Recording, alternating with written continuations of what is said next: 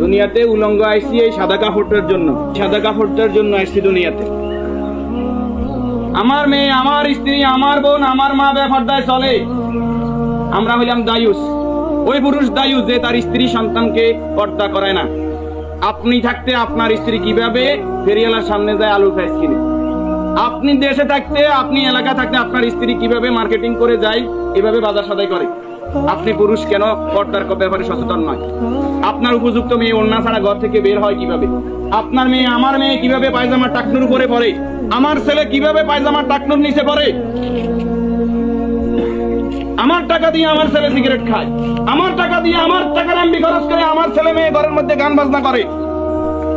আপনি পুরুষ উদাসীন, আপনার খবর নাই। খোদার কসম, দায়ুস ওই পুরুষ যে পুরুষ তার পরিবারকে দিন শিক্ষা দেয় না, কোরআন শিক্ষা দেয় না, পর্দার কথা বলে না, আর দায়ুস জাহান্নামে যাবে। এই দুনিয়াতে আসছে সাদা কাপড়টার জন্য, শুধু এই সাদা কাপড়টা অ্যারেস্ট করার জন্য। কিন্তু এই সাদা কাপড়টাও নিজের টাকায় কিনা হয়, নিজের টাকায় কিনা হয় কেউ না কেউ। আমরা অনেক সময় শুনছি যে 3.5 হাতের মালিক ছাড়া আমি নয়। আমি নিজে 8-10টা কবর এইভাবে দিছি যে উনি যে জায়গা দেখাই গেছে এই জায়গায় কবর দিন, আর জায়গা দিচ্ছি আমাদের বাড়িতে। কথা কি বুঝতে পারছেন? উনি যে জায়গা দেখাই গেছে ওই জায়গায় দিতে পারি নাই বিভিন্ন কারণে। ওই জায়গার মধ্যে হয়তো পুরান কবর পড়ছে, অথবা ওই জায়গার মধ্যে খাদ গর্ত বেশি, পানি হয়ে গেছে। তাহলে আমার শেষ জায়গাটাও আমার নির্দেশনা মতো হয় না, পরিবারে যারা আছে তাদের নির্দেশনা মতো।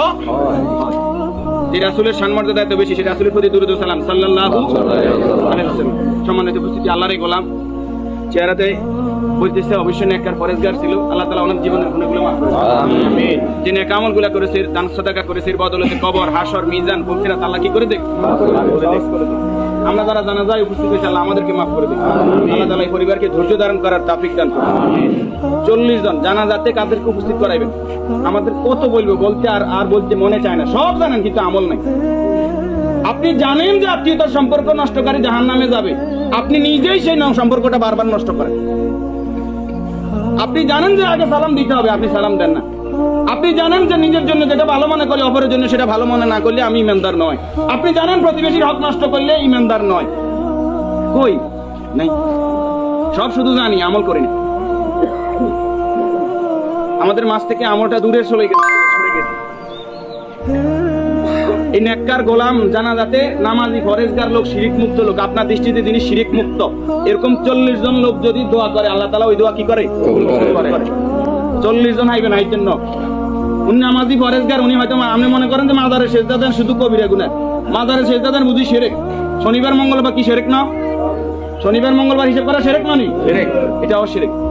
জনগণ সকল ক্ষমতার উৎস, ঠিক নয়? জনগণ সকল ক্ষমতার উৎস, সকল ক্ষমতার মালিক কে? তো যেই দল, যেই সংগঠন, যেই রাজনীতি আমাকে বলে জনগণ সকল ক্ষমতার উৎস, এই রাজনীতি করা কি শিরক না? এই জিনিসটা কেন বুঝিনি আমরা?